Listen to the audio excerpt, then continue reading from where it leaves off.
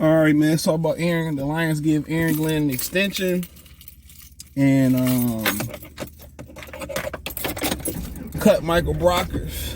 Now, the funny thing today, it's Friday. Y'all probably see this Saturday. And the funny thing about it is today, as soon as I walk out of work, the power just went out. As soon as I clocked out, the power goes out. And no, I don't have to do nothing with this truck because I'm gone. But and then Thursday, the power went out. Don't like it came back on either. And then it came back on, then it went back out. And then they got to come back on. I'm thinking like, y'all get to go home early. Nope. But sound like they got some personal problems in there to me. But yeah, we can start off on Aaron Glenn.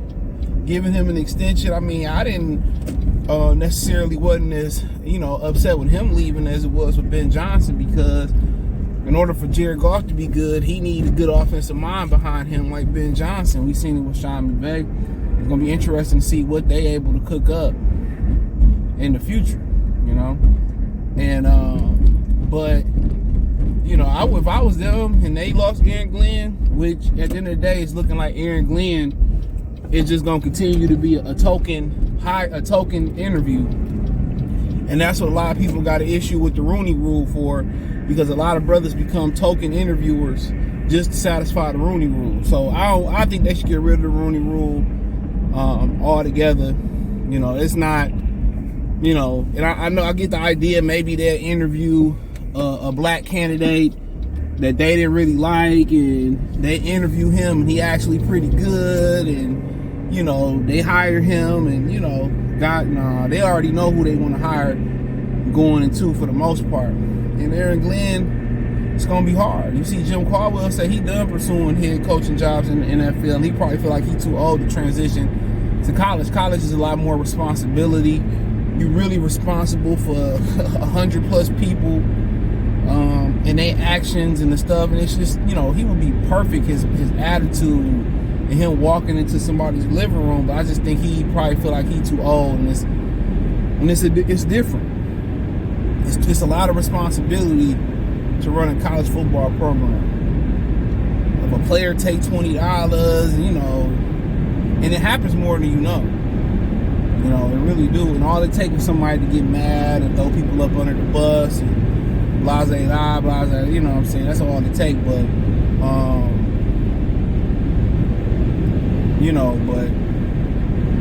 it is what it is. But with Aaron Glenn, at the end of the day, they gave him an extension. I don't think he was a real candidate for any of the jobs, even though he was a finalist for the Colts. I just think it was there to make it look good, to make it like a brother was there. I know he was kind of tinkering in Arizona, make it look good. And like I said before, he was supposed to be the next hot name up. The defense finished hot when they got healthy. And I already know how you feel. You feel a certain type of way, bro. And it's an uphill battle for former players, and it's an uphill battle for black coaches. So you got the double whammy. That's already them two, they work 6 strikes together. So you gonna have to, to get above the line, you're gonna have to hit your next 3 at bats. So it's a shame that, the majority of the league is 85, 90% black in the front office and the head coaches, and it's a slap in the face. But until the players do something about it, until the players union become a union to do something about it, ain't nothing they gonna do but just getting a little token here and there, get breadcrumbs here and there. But then again, when these players living check to check, you know what I'm saying? And yes, a lot of them live check to check. That's why they don't stand on no buyout. That's why they don't stand, for no lockouts to get better, contracts and better stuff, because they live in check to check. And it blow people's mind when you tell people that, people that make millions of dollars, some, way more than that, live in check to check. And a lot of people tell you that financial literacy or being financially prepared, they will tell you it's a mindset. You know, they will tell you that it's a mindset, and it is. You know, one of the biggest things they tell people when they get their check and they get some money left over, they want to reward themselves. Go out to eat, buy this pair of shoes, and at the end of the day, you know, you can take that $100, that $50, that $200 and invest it into something, and the dividend's gonna be a lot better in the long haul if you do it right, or just straight up save it. They say I forget the exact number, but it's a high percentage. I'm not gonna lie, but it's a high percentage. You know, and they say a high percentage of Americans don't even have $500 saved up. You know how scary that is, not to have $500 that you can touch.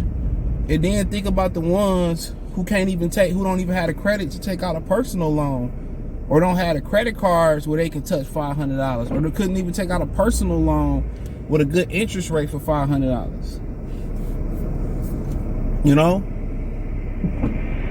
And you talk about the ones that's not responsible enough, who still spending money like a teenager that finally got some money and finally got a job, and they spending money on gym shoes before they spending money on the rent and responsibilities. Yeah, that shit a mindset, bro. It's a mindset. You know, and once you start stacking and you have an emergency, or you need to pick up and leave for an emergency, or you want to be able to take a trip when you want to take a trip, you know what I'm saying? Or you need to get a loan, a mortgage, or whatever, and you be able to do that, then it becomes an addiction. Or you get in the gym and I can touch that money real quick. You know, then you learn about your high yield interest accounts and all this stuff, and where, you know, I'm a firm believer that you don't put all your stuff in one area.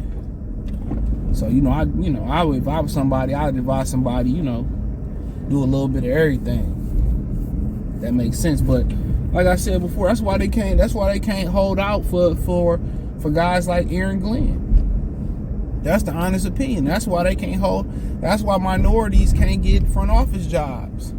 That's why black coaches or minorities, there's only one minority owner, two between NFL and NBA. You know what I'm saying? Because they don't fight for nothing, bruh. They don't have no leverage. So for change to have to happen, bro, it's gonna have to happen from the top. And a lot of y'all, if the player's not gonna, you know, stand for change, then somebody gonna have to infiltrate and get change. And people say, well, what is infiltrating per se you mean? I mean, it could be a number of things. It could be a number of things. And I can go into some theories that, you know, some people may not like. To be honest, I can go into some stuff that some people may not like, but I'm not. But for him, I think he on the cusp of it. But you don't want to be like DeMeco Ryans and get a bullshit opportunity at all, too. You don't want to be like DeMeco Ryans. That job DeMeco Ryans was going to get was utter trash. It was utter trash. It was whack Arnold's. It was garbage. Anything synonymous with that. You don't want that job, bro. Trust me. Ain't nobody want that job. You know? So, but his time will come. Hopefully. And it might not come in the form he think it of. It might be college. Seems like it'd be a great college coach too. And it's more stability, but it's more work. It's more trust. You got somebody kids' future in your hands. So think about that for a minute. Somebody whole kid future in your hands, and you responsible. You responsible for their actions, and not only their actions, you know, other people's influence and action. So, you know, I'm pulling for him to get a job, bro. So good, the Lions paid him. You know, he deserved it. They coordinators did an outstanding job last year, and he didn't have a good start. They wasn't simply healthy. That's the number one reason I pointed out that they wasn't going to be good this season. They wasn't healthy last season. And that was the difference in them making the playoffs. Wasn't, you know, Seattle and the Rams, they was the worst officiated game, and they went, what, 1-6? Wasn't healthy. And then they had injuries on top of the guys that wasn't healthy already, or the guys that were healthy. So, but they cut Michael Brocker, saving $10 million. There's a few other guys they need to consider cutting too. But, you know, as they shave down their draft board, they get their free agent targets, and dates come up where they can cut them in and not have that much dead money or that many cap penalties. You gonna see more guys get cut. So you definitely gonna see more guys get cut in the near future when it comes to when it continues to come, because there's a lot of dudes, High Tide, possibly Romeo, possibly Charles Harris, especially with the mergers, James Houston. You might end up with an edge with number 6. So you never know who might be available via trade, free agent. So it's gonna be, you know, it's gonna be a lot more chairs moving. And, you know, Michael Brocker's, you know, he brought some veteran leadership, and even though he didn't really produce on the field, that veteran leadership was very, very important. And people say, well, why was the veteran leadership so important? They were so young. That's what I'm trying to tell people. Everybody talking about, well, draft defense. Bruh, you got a team full of young guys. At some point, you got to ask some veterans that can get out there and help guide them. You know, you can't be the youngest team, one of the top 2 youngest teams in the league, and expect it to take off. You don't have a Jared Goff that's done something in this league, or you don't have that guy like Hawkinson there for a minute that's done something, or Taylor Decker. They don't have that leadership on that side of the ball. Romeo Core just was starting to get into his own before Brad Holmes took over. You look around, who there done something in the league on their defense? Who's done something? All of them young, and you need them veterans. So his voice was very important to the nourishment and the maturity of those guys in the locker room, not just from a football standpoint of view, from being a man. A lot of guys learning to be a man. You know, and that type of wisdom that he gives them in that locker room, that's important. So that's why I keep telling y'all, I'm gonna draft defense. No, they got so many young guys. Yeah, you can use I like drafting the young guys up front because they ain't beat down, or the wear and tear ain't there. So yeah, I would love Jalen Carter for sure. But as far as the secondary, you need a dog like Jalen Ramsey.